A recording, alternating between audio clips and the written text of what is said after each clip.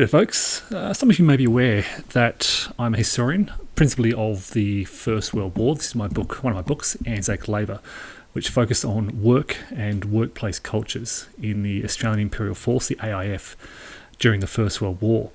As part of this, I've done a lot of work on the Gallipoli campaign, particularly the role of Australians during that campaign. I've documented principally aspects of work and the labour of digging trenches on Gallipoli, as you can kind of get a sense from that cover image. If anyone's looking to read more about Gallipoli, I highly recommend David W. Cameron's 25th of April 1915. This is a book really just focused on the first day of the invasion, and Cameron really at times go through details on a minute by minute, sort of hour by hour basis. So it's a wonderful study of the first day of the campaign. So when the designers of Assault on Gallipoli contacted me and asked me if I'd be interested in checking this out, I leapt at the opportunity. So, disclaimer up front, this is a review copy provided by the design team. I'll show you the back cover. It just arrived today. The game design is by Kieran Oakley and Russell Lelk. It is, as you can see from the sort of snippet here, it's an area movement game. There's 5 scenarios, which I'll talk about in just a moment. You have principally battalion scale units. You've also got trench modifications, wire. You also got ships, allied ships out to sea, and leaders, which play an important role. Here we go. Here's Colonel Kamal Ataturk. I'll talk about in just a moment. The 5... I'll run through the scenarios in a moment, but basically to get a first impression, this is how it arrived today. It didn't come in with any shrink. I've had a sneak peek inside, but I haven't looked at any of this in any detail. Glossy box cover, Gecko Games. Here's their website, geckogames.com.au. They're an Australian design company. This, I'm told, will be released in October 2022. So I'll provide a link to Gecko Games in the description, but keep an eye on that. It should be out very, very soon. It is sort of a card-assisted game. There's also a card-based close combat system, which I'll talk about in just a moment, which is to differentiate it from that's close combat. A little different when you're using fire combat, which is a D10-based system. So let's crack this open. It is about 2 inches deep. You can see the box depth there. Assault on Gallipoli around the edges. Nice, very nice, thick, sturdy box. Opening it up, we get a bag of dice, and these are the victory point objective markers. I'll hold those aside and talk about those in just a moment. Basically, you've got Ottoman markers in orange, and I think the Allied markers are in white.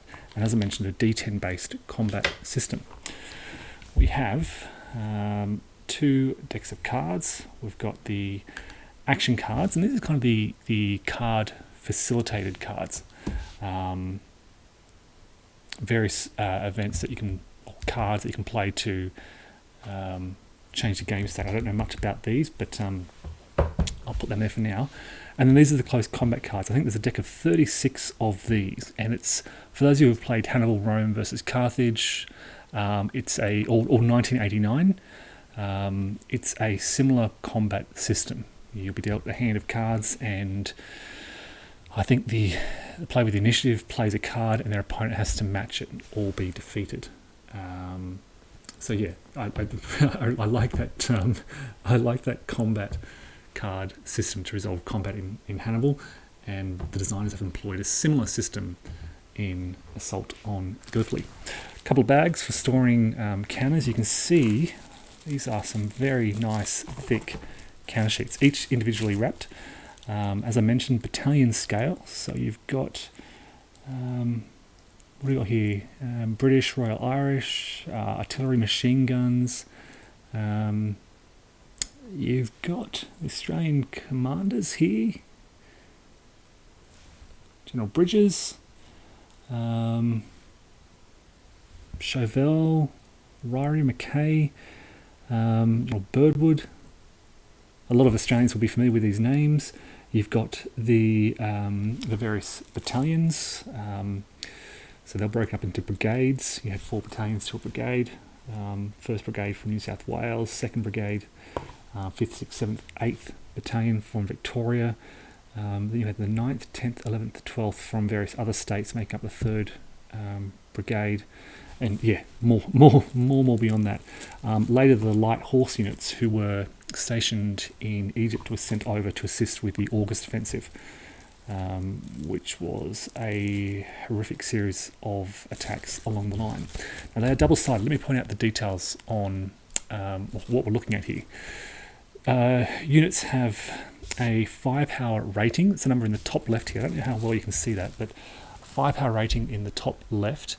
Then they have a range, which is a superscripted number next to that. Usually that's a 2. I think machine guns can fight a range of 3 and artillery at a range of 4. It's pretty fixed for most units of that type. The middle number is their strength, which is basically how many hits they can sustain. When a unit sustains a hit, it'll be flipped over to its exhausted side. Then it will be reduced to, I believe they're called remnant units. There's probably some of those. Here they are. Here are the remnant units. And then they're eliminated. So I mentioned different trench effects. We have shallow trenches here, and then you flip it over to get a deep trench. So this is really important because, of course, this was the Allied invasion, and by the end of the first day, these men were digging shallow, what are called coffin trenches, just one man size sort of shallow trenches as they lay down, and these gradually linked together over the first week of the campaign to form the trenches, which pretty much became home to the Anzacs for the rest of the year until they evacuated in January 1915, 1916. So that's the first counter sheet. And then we have the Ottoman forces. The Ottoman forces were really drawn from all over the Ottoman Empire. Again, similar ranges. They had German leaders, as you can see. The key personality who I'm looking for is Mustafa Kemal Ataturk. I'm sure he's here somewhere. There he is, Colonel Kemal. He played a critical role on the first day. He ignored orders and led the Ottoman forces into a counterattack, which pinned the Allied forces against the beaches. He later became, as I said, Ataturk. I think the correct term is President of the First Turkish Republic. You'll notice wire as well, turn marker, and the killing time marker. So this is sort of an impulse, back and forth impulse game. Whenever a player rolls a 0 on that D10, it advances a killing time marker. So it's kind of a random time activation system. You never know when the impulses will run out. So it's a really innovative little time marker which creates a bit of chaos and uncertainty. You've got to kind of think carefully about, I've been reading through the rules online, you've got to think carefully about the order in which you activate your units, because you never know if it could be your last unit if that killing time marker is running close to 0. So as I mentioned, you've got British Indian forces, colonial India forces, New Zealanders and Australians. So this is focused on the Anzac, what became known as the Anzac area. These forces made up the Australian and New Zealand Army Corps, and they gave their name to their beachhead. To contrast that with Cape Helles down in the south, and what would later be Suvla Bay in August onwards. More Ottoman forces again, broken down into sort of battalion size. You've got various broken down Ottoman regiments. You can see here you've got Syrian regiments. Sorry about the glare. And again, on their reduced side, on their exhausted side. So you've got ready and then exhausted. And I think they will recover from their exhausted side if they haven't taken further losses. at the end of the turn. So, as I said, I've been reading this online. There's a good foreword here by Hugh Dolan, author of Gallipoli Air War and Gallipoli the Landing. It's a very nice, very clear rulebook as well. It is, I will point out, and again, I should point out this is all draft material. It is subject to change before final publication. 20 pages long with an index, which I'd love to see in a rulebook. It is illustrated. You have, here you go, here's the illustrated unit guide, leader guide, the markers.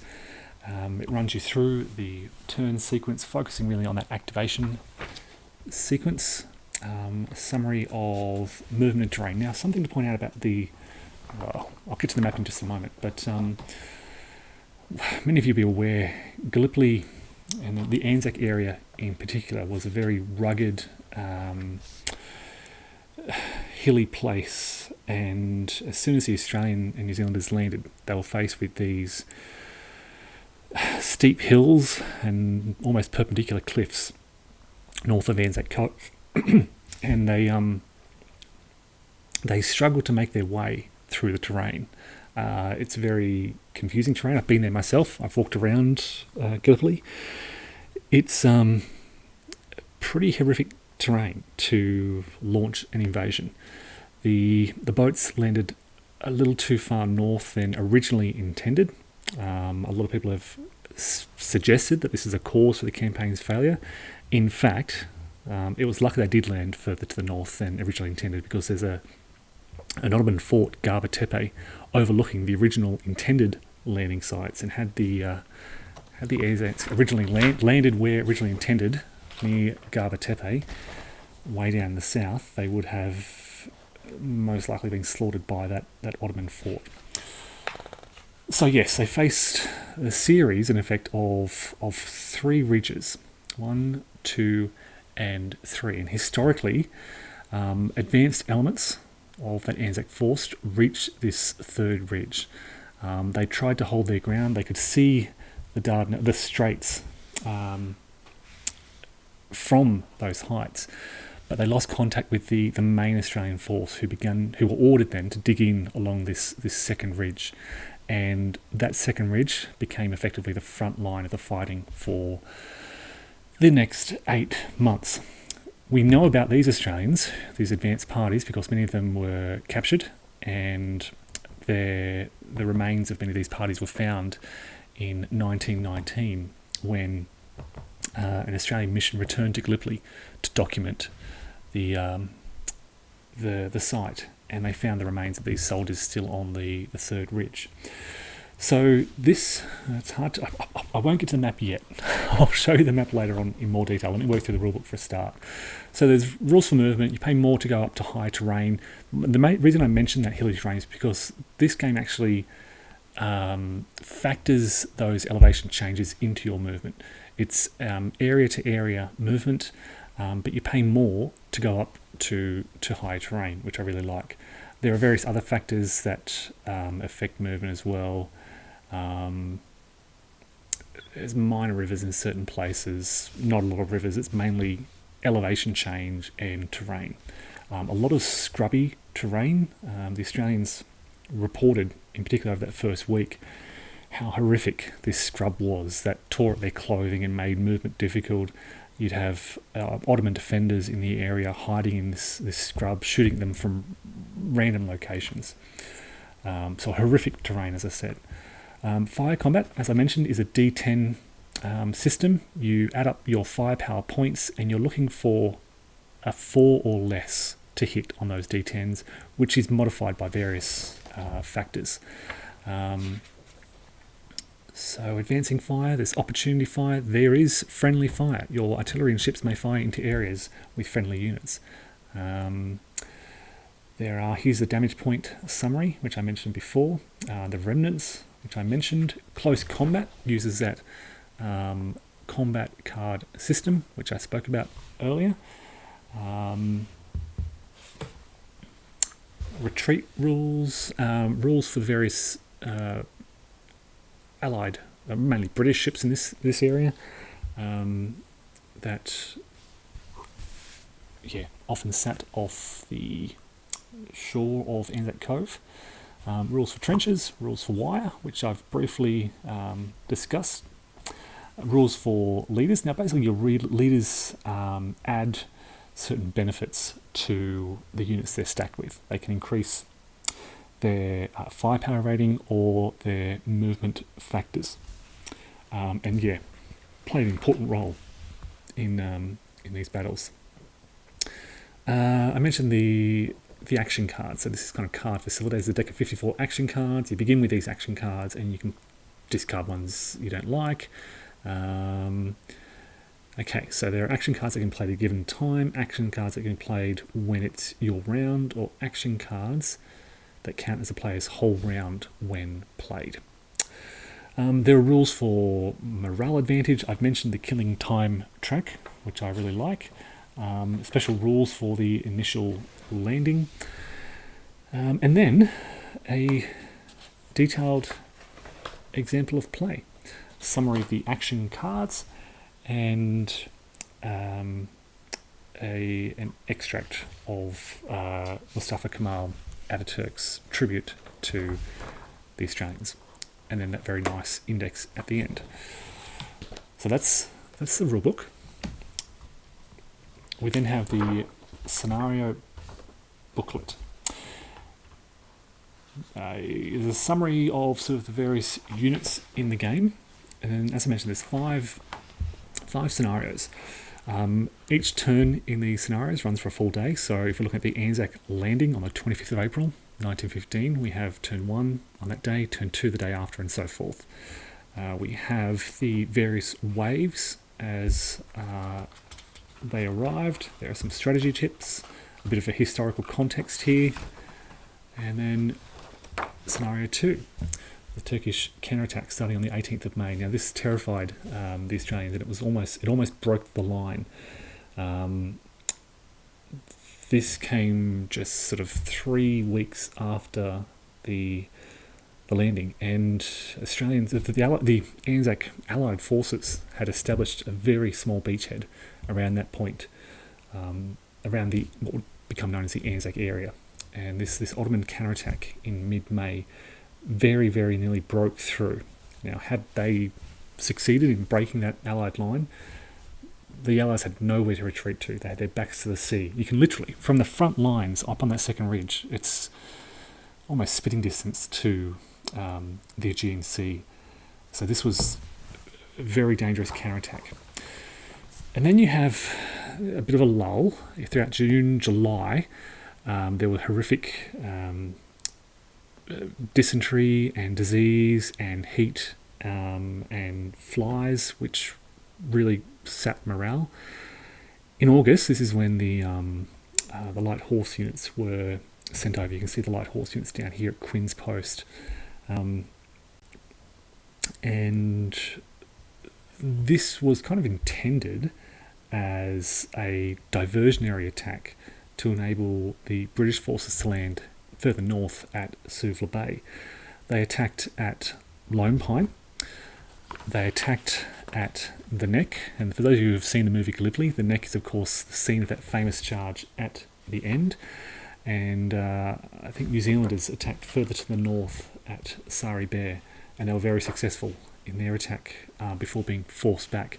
So Sari Bair was, I say, successful. They gained some ground. The Neck was a horrific slaughter. At Lone Pine, the Australians managed to gain some ground, but in the end it was all just a massive loss of life. And then you've got scenario 5, which combines that August offensive across those locations. Something to know about Gallipoli as well. We're talking about a relatively small battlefield at Quinn's Post. I mentioned Quinn's Post just a moment ago. The front lines, the front trenches, were at their shortest distance away from the Ottoman lines, about 10-20 metres away from each other. This is a very narrow ridge along that second ridge at some points. At Lone Pine, there's a bit of a plateau. I'll show you that in a moment. I keep talking about the terrain without showing the map. Here's the Turkish Ottoman scenario booklet, and again similar information, similar scenarios, same scenarios rather, just different information. We've got a pretty cool player reference sheet with the turn sequence, a summary of the various units, their range, movement and stacking limitations, the cost of actions they can take, summary of fire combat, really straightforward, and modifiers for firing, and then a close combat summary as well. And there are 2 of those player reference sheets. Then we get to the board, and this is in shrink, so bear with me while I crack this open. In the meantime, I'll flip this over and I'll show you some more details. So this is artwork owned by Russell Allen, game design by Kieran Oakley and Russell Lurk, game art by Jose Fora, card art by Carlos Soares. They indicate that the counter designs are based on 1/30 scale all metal hand painted toy soldiers made by King and Country, with a link there.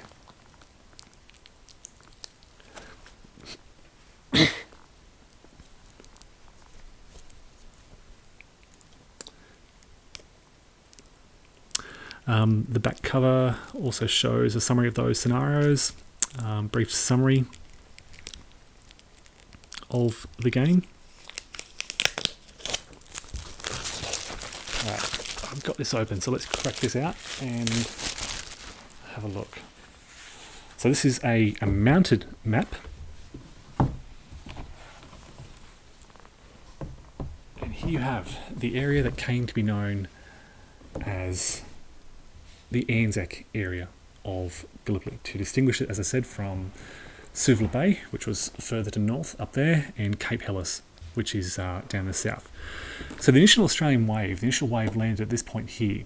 This little bump here is known as Ari Bernu, and it's a small knoll which then kind of rises up and then leads up to this small plateau known as Pluggy's Plateau. This little cove here is kind of sheltered, and this became sort of the main base for Anzac operations throughout the campaign. There were some landings further to the north, around North Beach here. Where they landed, you can see North Beach labelled here. Where they landed, they faced this perpendicular cliff around this area here, and some sort of rocky formations which became known as the Sphinx. It's kind of it's an effort to make your way from Pluggy's Plateau to Russell's Top. Some Australians, I believe, attempted and succeeded in doing so on that first day, but it was not generally recommended. This sort of became New Zealanders tended to occupy this northern area up here. I'll talk about that in just a moment. Whereas this southern area has been my principal focus of research and was occupied by the Australians. So they made their way up Pluggy's Plateau. These areas, incidentally, are typically named after Australian and New Zealand commanders. So Pluggy, Monash, Quinn, and so forth. They made their way down into Monash Valley, and this is really the principal valley. The front lines were established along this second ridge, and I think this is a great map as well. It's a good map for teaching the history of the Gallipoli campaign. They made their way up to the top of this second ridge here, and that initial wave, well, some of them tried to dig in, some of them dug in as reinforcements then moved beyond them. Others tried to hold their ground here. What they were trying to do here, the broad objective, you can see Kedia Bay out here on the right. They were trying to secure these heights to prevent Ottoman forces from moving to the south, to Cape Helles down the south, and to secure these heights so they could dominate the environment around here. So they moved up this second ridge. As I said, advanced parties had moved to this third ridge and were found to have been, well, some of them were captured here, and I said there were remains of Australians found here years later. Most of that initial force arriving on the first day eventually dug in around a line kind of stretching. The neck here is kind of the crest of a ridge.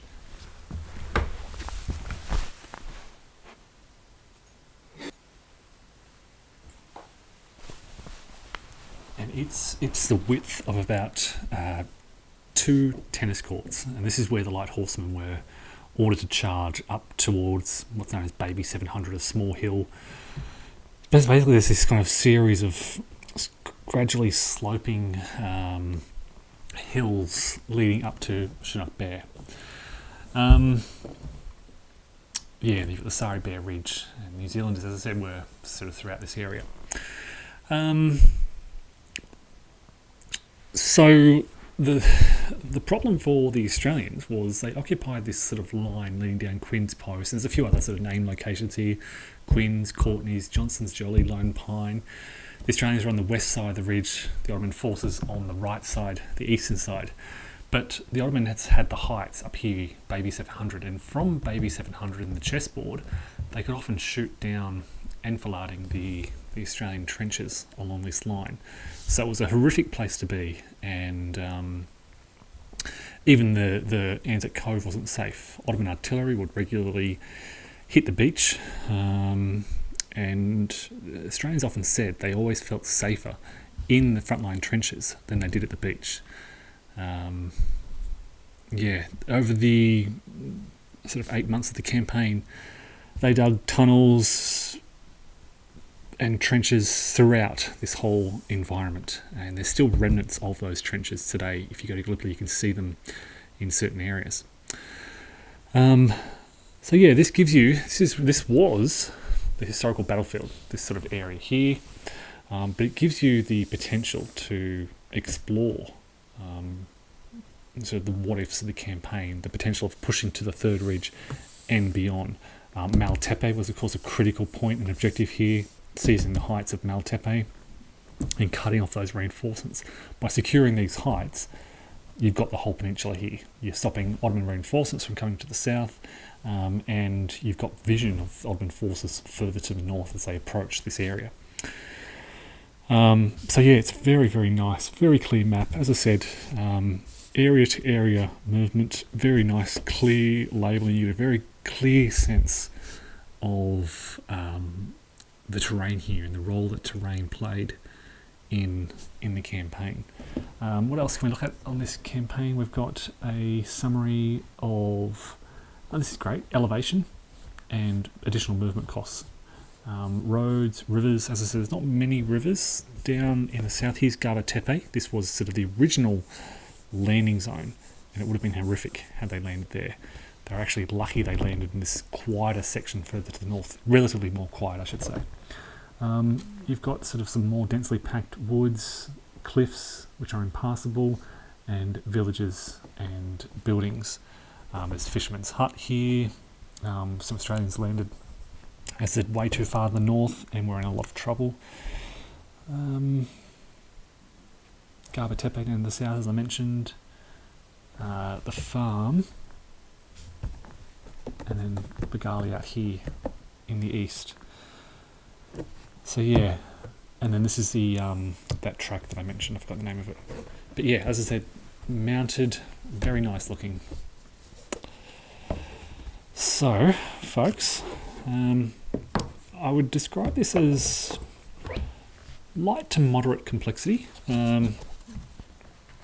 I've been kind of flicking through the rules very quickly, and I'll be doing some examples of play of this to show you how it all works.